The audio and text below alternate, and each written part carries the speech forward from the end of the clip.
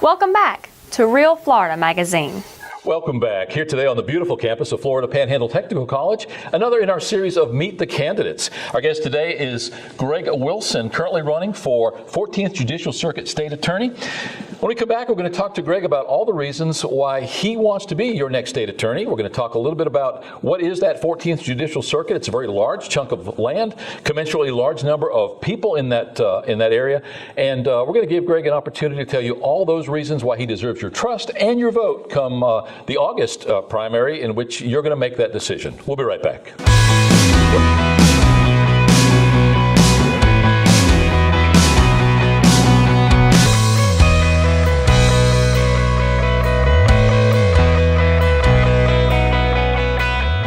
Welcome back. As mentioned, our guest today is Greg Wilson. Thanks so much for taking the time to visit with us today. Thanks for having me here. I've seen a lot of you lately, Greg. Parades, festivals, pageants. The political season is definitely heating up. It's been simmering for a while. We're within 6 weeks of the primary. Let's start at the beginning. Typically, when somebody comes on as a candidate, we allow them to just talk about themselves. Sure. We all like to do that. Talk a little bit about Greg Wilson. Talk a little bit about your history, your heritage, what ultimately brings you to running for this office. I'll be glad to. Basically, just to start off with, I'm a fifth generation Bay County native. I was born in Panama City, Florida. My mother's family is all from there. My dad was a career Coast Guard. He met her when he was stationed at the Dependable. And from the time I was 5 until the time I graduated high school, we moved every 3 years for his promotions. So I didn't get the benefit of the Bay County education system other than Callaway Elementary School. But as soon as I graduated high school, I returned right back home and went to Gulf Coast College and over to FSU, got my bachelor's degree in criminology, and worked full-time jobs the whole time I was going to college. Thanks for your service. And I say thank you for your service because we firmly are of a mind in this show anyway that the family and that support system it has as much at stake and puts as much into, sometimes if not more, than that serving servicemen. We've had veterans come on or active duty military who say, you know, it's easy for me to go, even if it's in harm's way, to be deployed. I know what I have to do. I don't have to worry about a thing in my world. What I'm worried about is my wife's car going to break down? So for what it's worth, thank you and your family. Well, I can tell you, it is a family effort when you're supporting a service member, and the different stations that we went to. Looking back on my experience at the time as a child, it was rough because once you make friends in 3 years, you got to move again and start all over. So that was tough, but I got the experience of seeing the whole East Coast of the United States and different cultures within the United States. And I'll tell you, it was funny because up until I moved to Connecticut, you know, I thought we'd won the Civil War. It wasn't until I was in the library up there and I was reading their history books that I went home and I was in shock. I didn't understand why these books were written wrong up there. So, a little culture shock. 14th Judicial Circuit. Not only is it a mouthful, a lot of people just don't understand what area is comprised under that name. Multi-county and obviously multi-jurisdictional, except as it comes to within the circuit court. Talk a little bit about the 14th Judicial Circuit and what area is comprised. Well, we've got 6 counties in the circuit. We've got Bay, Holmes, Washington, Jackson, Calhoun, and Gulf, and all the cities that entail those counties. I've had the privilege of actually working in each one of those counties, each one of those communities. When I started off in Panama City, once I graduated from FSU, I went up to Chipola Junior College and I got my law enforcement standards. And I became a police officer working as a deputy sheriff for Guy Tennell at the Bay County Sheriff's Office. And then I moved over to the Panama City Police Department where I spent 5 years as a police officer there. It was really at that time that I came into contact with the state attorney's office and what they did, because at the time I really didn't know. I thought police officers made the arrest, made the case, and that was it. You know, once you make that arrest and hand it over, your job's done and everything works out like it's supposed to. What I found out was a lot different. The prosecutor has control of the case completely. And it's up to that prosecutor to decide what to do with that case. And it doesn't matter how good of a case you make as a law enforcement officer, if that prosecutor isn't passionate about your case or doesn't believe in your case or doesn't have the time to work that case as he should or she should, then the results are going to vary. And so I became a little dissatisfied with some of the results that I was seeing from the cases that were being made, not only by me, but my other fellow officers. And so I spoke to Jim Appleman and I said, you know, Jim, we got a problem here. I said, what I'm trying to explain to some of your prosecutors who've been to law school and much more educated than I am, what basic terms like probable cause are and how that applies in a case, I think we can do better than that. And Jim told me, he says, well, if you think so, maybe you should go to law school. And I said, you know what, that's probably a good idea. So tough decision because I was in the middle of my career, and I said, I've always wanted to go to law school, and I'd like to do that. But as a police officer, you work towards a retirement. And if you invest time into the agency, at a certain point, you hit that point of no return. And you better stay right where you're at. You better get that retirement, if nothing else, because when I started off, I made $18,100 as a deputy sheriff, trying to raise a family on that salary. So I know how hard it is to make ends meet. And, the dream of going to law school just wasn't there for me at the time when I graduated from college. I needed to go to work. But when I looked at the possibility and what the power of the prosecution is when it comes to actually having the biggest impact on our community, I said, you know what, I'm going to pray about this. And I'm going to talk to the people in the community, in the legal community, and I'm going to get their opinion. And so I reached out to the judges, I reached out to the prosecutors, and I said, I'm a big Seminole, I graduated from FSU, but tell me, what is the best law school in the state of Florida? And it didn't matter where anybody went. They might promote their alma mater, but universally it was University of Florida has got the very best public law school. And if you can go to Florida, you need to go. So tough decision. So prayed about it, and I said, you know what? Here's what I'm gonna do. I'm only gonna apply to Florida. If I get in, that's the direction God wants me to go. And if I don't, then I'm gonna stay right here and do my very best as a law enforcement officer for the community. Because law enforcement is a lot like teaching. And it's one of those things, and it's like a bug. It gets in you. Once you get that public service bug and that itch, it's hard to scratch. Because once you've seen the impact that you can have on someone's life, the positive impact, the positive influence, it's tough to give that up, even when you're not making any money doing it. So those who are called to public service, our law enforcement officers, our first responders, our teachers, our nurses, those who are underpaid and underappreciated, they're the backbone of our community. But it's a calling. And so when it gets into you, it's hard to shake loose. So that's what I did. I prayed about it, and I applied to Florida, and I got accepted. And I said, there we go. So moved down to Gainesville.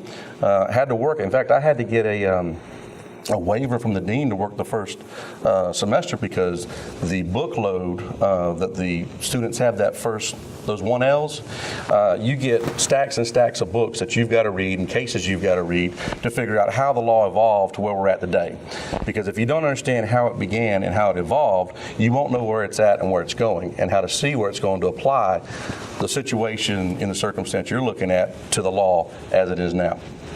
So that was a lot of work, and having to balance the workload at the university and then also working at the same time to support a family, I think it has always made me appreciate more the things that you have to earn as opposed to some things that are given to you and handed to you. Whenever you have to work hard for something, I think you appreciate it more.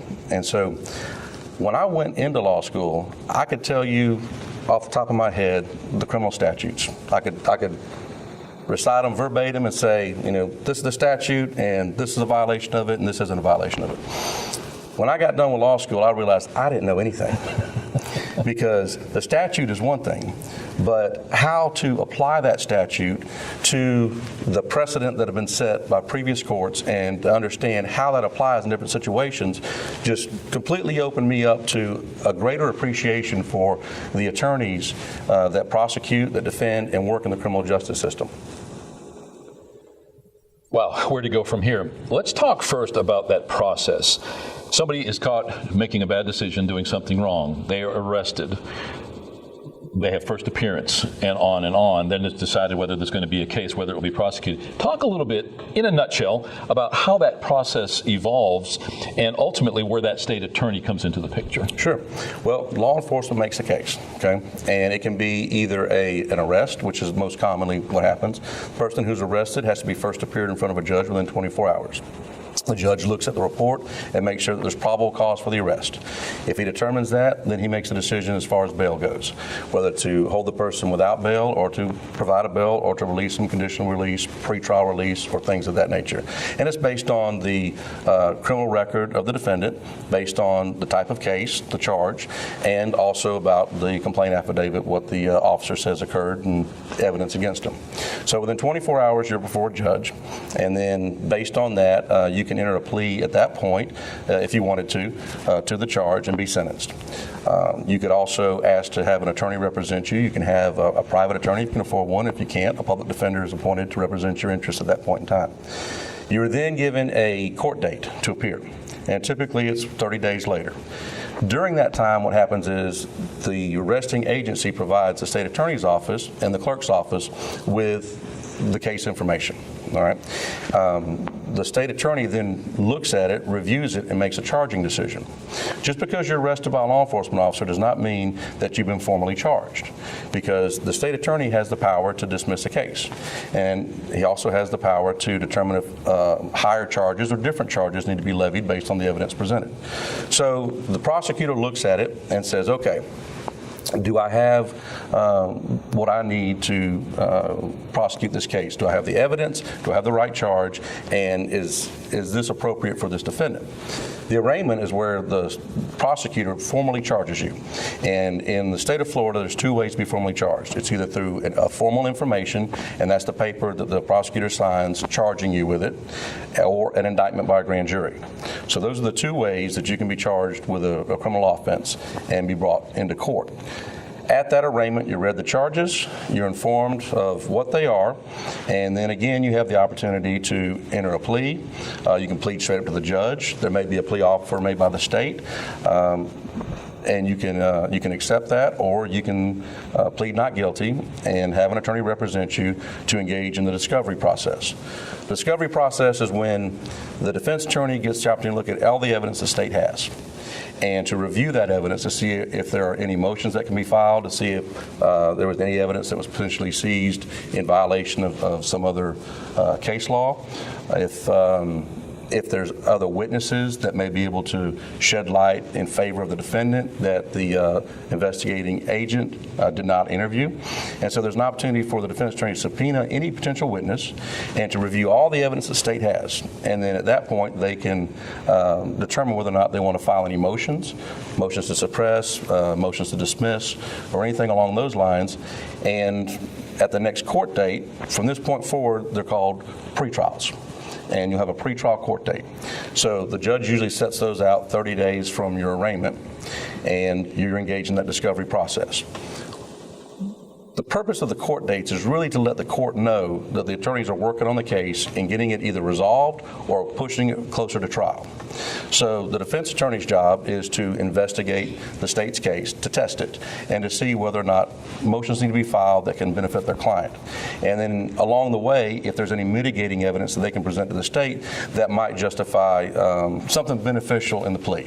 So the state may come out with an offer that may be here, and then the defense provides some witnesses or some other information that might mitigate some of the factors and negotiate a lower plea sentence that might be offered by the state. So all that is brought to the court's attention. The court's keeping track to make sure that the process is moving along, not that it's just being continued from 30 days out, 30 days out, 30 days out. So once the discovery process is complete, then at that point, either the defendant is going to enter a plea or we're going to set it for trial. And then you go into the regular jury trial system. So the judge will set a trial date, jurors will be called in, and then the state will pick and the defense will pick jurors for that particular case, and it's tried. And then at the end of the trial, if it's a successful prosecution, the judge will sentence the defendant appropriately. And if the defense were to win and it's a not guilty, then they walk out of the courtroom without any sanctions whatsoever. So that kind of gives us an idea relatively where the defense attorney stands, where the prosecutor, what their job is. Within the state attorney office in general, you have assistant prosecutors or prosecutors or assistant state attorneys. You've got staff, you've got investigators. You've also got what is commonly known as the state attorney, correct, the position for which you're running. Talk a little bit about how that hierarchy works, that chain of command, and what each of those would do in the process. Sure. One of the things that I bring to the table is the unique experience of having worked for 4 different state attorneys. I worked for State Attorney Bill Cervone in Gainesville, and I saw how he ran his office. And his circuit, the 8th Circuit, is very similar to the 14th Circuit. There are several smaller rural counties, and then Alachua County has Gainesville, which is kind of like Bay County with Panama City. So I got to experience how that office was coordinated and structured, and the interactions they had with law enforcement, and I learned a lot from State Attorney Cervone. When I graduated and came back home, Jim Appleman hired me and put me in Bonifay. So I got to experience working in Holmes County, and what I did there was I handled the misdemeanor, juvenile, and half of the felony docket, along with Brandon Young, who handled, he was the chief of Holmes County, and he handled the major felonies. So each state attorney can set the office up however they want to. And Jim Appleman had a little different than Leo Jones, and Steve Meadows had a little different than Jim, and Glenn's had it different than all of those. So the way it's currently set up, you've got the state attorney, and he sets the directives, the policies, and priorities of the office. He decides how to utilize the resources that we are provided through the state and through the local governments, because local governments also have to fund the state attorney's office. So the budget side of things is a little complex, because you don't just get, here's your budget, this is the total amount. You get different pots that total the amount that you have to operate in the circuit. So the state attorney sets the policies and priorities of how best to utilize those resources for what they believe are the important issues facing the state attorney's office. And the priority is all criminal actions have to come through the state attorney's office. So if there's a crime that's committed in Bonifay, Panama City, Mariana, Sneads, Chipley, Port St. Joe, all of those are going to come to the state attorney's office, at least for review and a decision to prosecute. So every criminal case goes to the state attorney's office. The state attorney decides what are the priorities.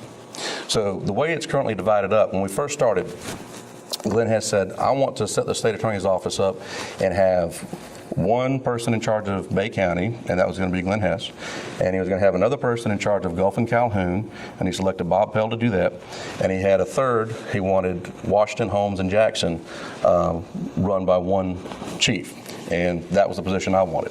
So when I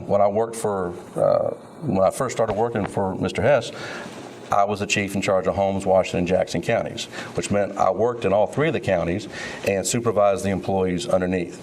In Holmes County, you have 2 attorneys and you have staff. You have 1 investigator, a victim advocate, and 3 secretaries to assist in the operation of the prosecution.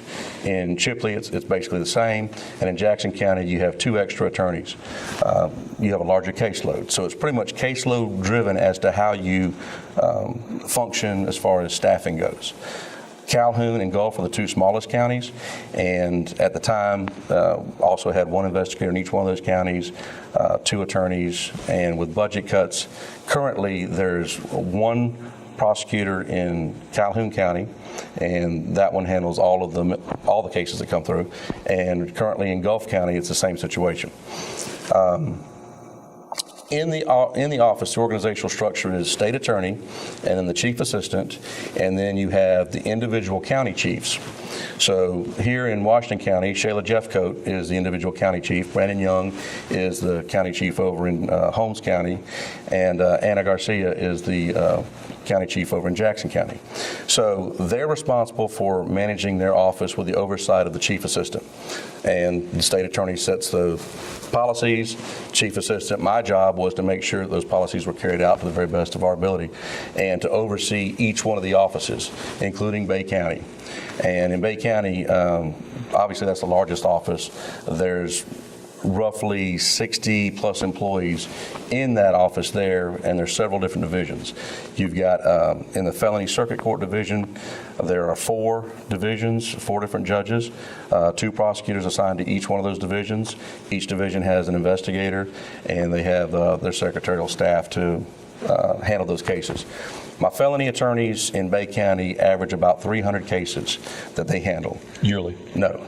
That is their caseload. Always. That is monthly. They will have an average of 300 cases, felony cases. We're not talking misdemeanors. We're talking about serious cases that they have to handle, they have to be responsible for. Most police officers in investigations handle a maximum of 20 to 30 cases. That's pretty much their caseload, and they're overworked.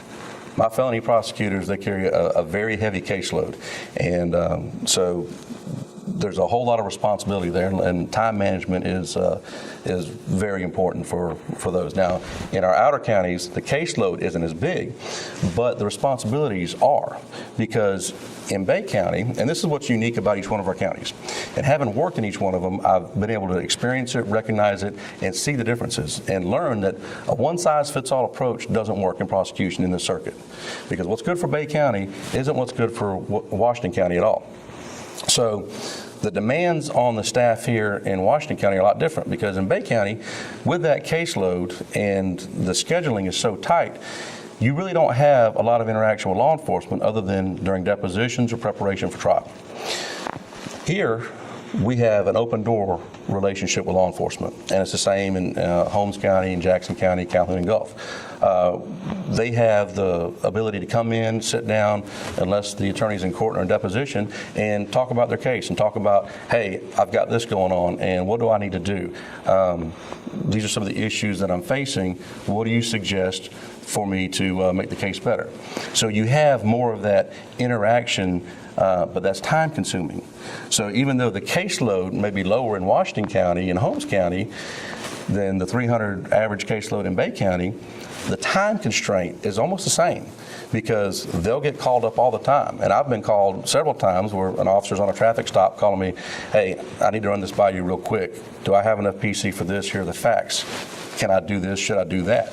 And when you have those relationships and have the ability to do that, I think you have better prosecution, because the officer is working the case and is cognizant of, hey, I've got these issues. Before I act on it, let me check and see what's the best route. And when you have a prosecutor that's available to answer that and has the experience to answer that, the cases go forward much more smoothly. Your business in general, whether it was law enforcement or as a prosecutor, certainly growth industry. We had the perfect storm, 2005, 6, 7. You had an oil spill. You had the economy tank. You had several hurricanes, people out of work, all those commensurately larger problems, domestic violence, petty theft, felony theft. On a scale of 0 to 10, 0 being we got it under control, 10, oh my God, we're way over our head. What would you say the 14th Judicial Circuit is looking at as far as their ability to handle everyday caseload, the way it stands today? The way it stands today, I'd say we're about a 7. In that we are taxed, in that we are operating, we are not at what we would say maximum overdrive, but we are close. It's kind of like you look at the tachometer on a car and the red line, you're in the green line. Well, you're in that yellow, and you're kind of maintaining that yellow, because if there's a much greater influx of cases, then we're going to have difficulty with the number of prosecutors we got. We are still not up to the levels that we had in staff that before the recession.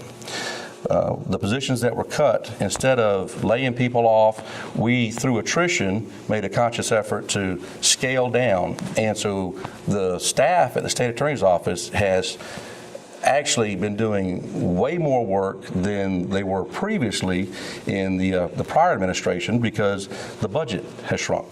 Now, in doing that, you're able to cut some things, and you're able to modify and consolidate positions. And with technology, that's a great help and a great benefit. So you are able to do more with the technology advances that we have.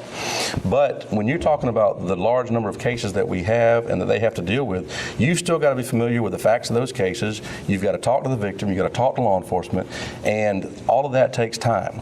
So I would say, in a perfect world, we could use, we could definitely use more funding, but there is budgetary maneuverability with what we have right now, if you focus our resources on what matters. And I'm going to tell you there's some fluff in there right now that could be cut and should be better managed.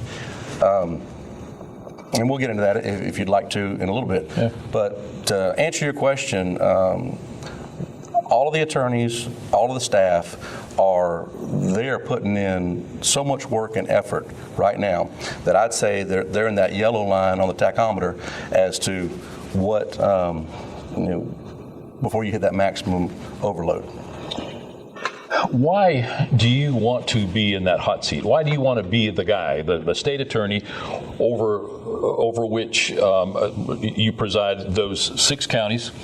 And what do you bring to the table? What skill sets, what experience, what heritage and history in your experience level do you bring to the table that would make me want to vote for you? Well, let me tell you this. What's important to you is important to me. And the business of the state attorney is protecting our citizens. It's to make sure that all of our citizens are safe. Because if law enforcement does their job, but the state attorney's office falls down, then law enforcement efforts are wasted and you're not safe. The business of the state attorney's office is to make sure that we help people who need a hand to get back on the right track, to make sure that they are productive members of society, that they're able to work, they're able to contribute, and that those who are dangerous, those who are violent, those who are not going to comply with our laws no matter what, are removed from our society and are effective at that. So what's important is that you have the best state attorney that you can count on, that when he goes into court or she goes into court, that your family is safe in their hands. And that's what I offer, because my history, my upbringing is all rooted in this community. And having been a police officer on the streets and seeing how seeing the dark side, seeing the good, seeing the bad, and dealing with that one-on-one with people and the circumstances that they're in brings me that experience to how to better prosecute a case and how to better relate with people going through those experiences, as opposed to someone who's never been out there and seen it and just see it on paper. This is the case and you really haven't experienced what that person's living. So to try to figure out what's going on in their life. Is this a one-time episode? Is this something that just needs some correction to get them right back on the right path? Or is this something that we're not going to be able to correct, and if we don't do something now, they're going to cause harm to somebody that somebody cares about? So to answer the question most simply, I'm the best qualified and best prepared to make sure that when it comes down to it, if your wife or your child or your mother were a victim of violent crime, you want the very best in that courtroom. You want to make sure that the person in charge has got the leadership and has got the ability to prosecute that case for their benefit. And that's what I'm offering. I'm the only board-certified criminal trial attorney candidate in this race. Having been in law enforcement, having worked in every one of our communities as a prosecutor, having tried all types of cases, I bring that experience and that I don't think you get anywhere else. The other thing that I offer is this. I'm here to work. I'm here. I'm going to be here for the next 4 years. I'm going to be here the next 15 years. I'm going to be here the next 30 years. I'm here to work and serve. And I want to find out what issues affect all our community. Because like I said before, I learned early on, the issues in Bonifay aren't the same as what the issues are in Panama City. And so to be in tune with the community, to be able to assess what are the needs, what do we need to do up here? Do we need to focus more on burglaries over here, or do we need to focus more on meth treatment, meth addiction, or what are the issues that are facing this particular community? That's what I bring to the table, because I'm going to be engaged just like I've always been. I don't sit back and say, hey, this is good enough. We can do better. We've done good, but we can do better. And to do better, you got to stay engaged, you got to stay active, and you got to stay at it. And that's what I bring to the table, and that's what I want to do. I told you before that getting into law enforcement and into that community service role, it's like a bug. It feels good. And the pay, when I was in private practice, the pay was much better. But the feeling you get at the end of the day when you know that you've helped someone, that you've touched somebody's life in a positive way, whether you were able to just give them that opportunity or take somebody away that's causing harm to people that shouldn't be, it feels good. And you can look yourself in the mirror and say, you know what? I may not be making the money that some of those attorneys are making, but I can look in the mirror and say, it sure feels good doing this job. You use the phrases give somebody an opportunity and also use the word treatment. Right now in the United States, almost 1% of the population is incarcerated. minimum sentencing guidelines have done a lot to force your hand in many ways. I think that the common phrase that's used, not knowing the veracity of it necessarily, but they were having to let felony convictees out of jail to put people in who are convicted for pot. An extreme example, but it's one that's used. Do we need to put more people in jail? Do we need to find a reason not to put more people in jail? Or do you even have an opinion on that? Well, let me just tell you what my experience has been, okay? If you build prisons, you're going to fill prisons, okay? And when you lose the stigma of having been incarcerated, because when I was growing up, if somebody went to prison, they were a bad person. And you stayed away from them and you didn't associate with them because prison was a very bad place. That's where the baddest, meanest people went.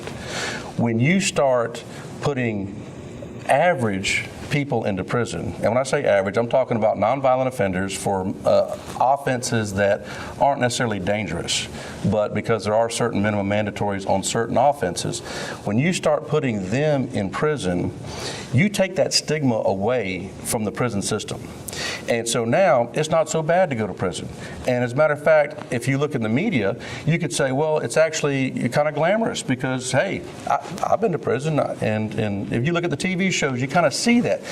Once a society starts making light of the punishment, and prison should be reserved for those who cause the most harm. Okay, someone who commits violent offenses, someone who molests, rapes children, someone who abuses the elderly, someone who just are career offenders that aren't going to take any correction. They make their life and they live their life outside the law. Those are the ones that need to be removed from society, and those are the ones that need to be in prison. Now, the minimum mandatories that you talked about, you know, we went through this era of get tough on crime, you know, lock them up. And in politics, you know, that sounds real good. Lock them up, get tough on crime. But in reality, if you did that, everybody goes to jail. Everybody goes to prison because at some point in time, the idea of no discretion and zero tolerance, okay? Those types of things, blanket policies like that, they make bad social impacts, okay? Because every case is unique. Every case is different. And I'll give you one example, all right? If you set the priority for gun cases and you say, you know what, and this is a current policy at the state attorney's office, and it's one I disagree with. If you set the policy and say, you know what, if it's a gun offense and a gun is involved, then it goes into what's called a red file. And in that red file, you're supposed to make sure that you seek a higher penalty for that type of case because it's a gun offense, right? Well, in my mind, there's a distinction because if somebody is burglarizing a car because they're feeding a drug habit and they steal a gun out of that car, well, guess what? It's a gun offense, and you can seek the maximum penalty if you want to on that. But the intent is different than someone who purposely arms themselves and goes into your house at night to steal, knowing that if there's a confrontation, they're armed. The intent there is different. And so you can't say, well, we have zero tolerance for gun crimes, and so you throw common sense out the window, and the kid that got caught burglarizing a car, stealing a gun to feed a drug habit, gets the same punishment as someone who purposefully had a gun and went into a residence or a business with the idea that, well, if there's a confrontation, I'm armed. You know, you have to look at specific factors in each offense because each case is specific. So you look at the type of crime that was committed, you look at the defendant's criminal history, you look at the victim and what the victim is seeking, you look at what law enforcement, what their input is, and then you have to weigh in the societal benefit, okay? And what I mean by that is, what are the standards, what does the community expect to occur for these types of crimes?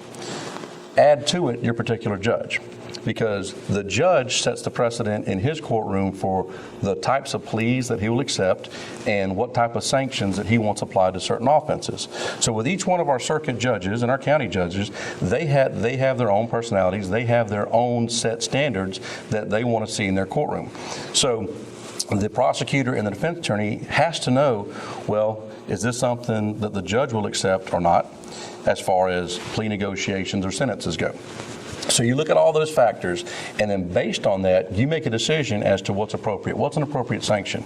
And like I said, going back to the defendant's history, obviously if it's a first-time offender, in most situations, everybody deserves a break. Now, it doesn't mean that you're not held accountable for what you did, but we don't want to ruin somebody's future and their career for a mistake or for a one-time occurrence. So we have diversion programs. We have different sanctions that can be applied depending on what the defendant's history is and the willingness of the victim. All these things have to be taken into account and should be. So in determining how to prosecute the case and what to do, those are the factors that your prosecutor should consider. And that's what I've instructed them. Every time you look at it, I want you to consider these factors. And if you can justify to me why you make the offer you make and you stand behind it, then I stand behind you. And as long as you have been in communication with your victim and with law enforcement to make sure that if they had some input on the case, they're heard before you make that final decision that can't be undone, then we're not going to have any problems. If you know that in talking to the victim or talking to law enforcement, they're not going to be happy with the proposal that you make, you better sit down with them first. And you better give them the opportunity to say, hey, listen, you didn't consider this or you didn't know about that. And that might change your mind. Because once you make that decision and once you enter the plea and it's done, and they get the letter in the mail saying this is what occurred on that case, if I get the phone call as the chief assistant, you and I are going to sit down, you're going to break out your file, and you're going to tell me why you did what you did. And again, if what you did met those requirements, then I'm going to stand behind your decision. But if you knew in the beginning that there was going to be an issue and you didn't take the initiative to alert the victim or alert the law enforcement that has an interest in the case, then you're going to be explaining to them why you didn't. Because again, a lot of times there's information in cases, there's evidence in cases that you're unaware of that's not in that file. And if you don't pick up the phone and call, you're not going to know. And I understand, especially in Bay County with our heavy caseloads, how difficult that is. But that's the responsibility of the prosecution. Because we have a unique job. We're not just advocates, we are ministers of justice. And the very best thing about being a prosecutor is this. If a prosecutor believes that the defendant was charged incorrectly or there's not enough evidence to support the charge, the only person that prosecutor has to convince to dismiss it is the prosecutor. And a defense attorney has to convince the prosecutor, and if they can't convince the prosecutor, then they got to convince the judge. If they can't convince the judge, then they got to convince the jury. So the one good thing about a prosecutor and the unique role being a minister of justice, you are an advocate for the victim, you are an advocate for law enforcement, but you're held to a higher standard because you have got to look at the case and you've got to be able to say, you know what, in this circumstance, that person does not need to be charged. Or they don't need to be charged with this offense, maybe they need to be charged with that. So it's a very unique role, and it's one that you can actually feel good about doing service to your community because it has the greatest impact. Of all the elected offices that I'm aware of, the one that touches more people's lives is the state attorney's office. And the state attorney has to be in tune with the needs of the community, and he has to have the leadership skills to build the team that's going to carry that out, because the buck ultimately stops with the state attorney. If something's going wrong in the agency, in the office, it's the state attorney that's held accountable to the people, not the chief, not the assistants, not the support staff. As it should be. As it should be. You've done a tremendous job educating me. Hopefully our viewers learn something with every show. In this case, you've given us insight that I've never heard before. I would like to ask you, win, lose, or draw this election, love to have you come on in the future and share more of your experience and this insight into what is the state attorney's office with us. We are out of time. I'm going to let you look right into that lens, as I do with all of our candidates who come on the show, Greg, and tell those voters exactly why they should vote for you. Well, I can sum it up real simply. I've got the experience. I'm dedicated to the community. I'm dedicated to the service of this office. I'm dedicated to you and your family, and I'm focused on the issues that need to be addressed. As your next state attorney, I'm going to make certain that the resources that we have are best suited, best utilized to serve our community, to make sure our most vulnerable are protected, the youngest to our most senior, those who don't have a voice and can't help themselves. When their state attorney walks into the courtroom, you need to have the confidence that he's going to walk out with a conviction, because that's what you put him there for. You need to make sure that the state attorney that you hire to fill that role has the experience, has the knowledge, and has the ability to get the job done. I'm the only board certified criminal trial attorney in this race. I'm the only one that's been endorsed by the NRA, and I'm the only one that is not in the state retirement drop program. I'm going to be here for you for the next 4 years, 10 years, and 30 years, and I want to serve you. I want you to put me to work for you. Well said, and I think you've said it all. Thank you very much for taking the time. Thank you so much for having me. In the heat of the campaign, I know that time is a very precious commodity, but I really appreciate it. Trust me when I say that I appreciate you taking the time today. And thanks for schooling us. My pleasure. Great information, and best of luck going forward. Thank you so much. Our guest today is Greg Wilson, currently running for state attorney for the 14th Judicial Circuit in Florida. Wow. Again, I say it all the time that I learn something from every show. In this case, certainly could be no more true. This is our opportunity to afford you some information, making you a more educated, informed voter. In this case, learning more about Greg and making that informed decision when you enter the ballot box to vote for that right person for the right job. We'll be right back.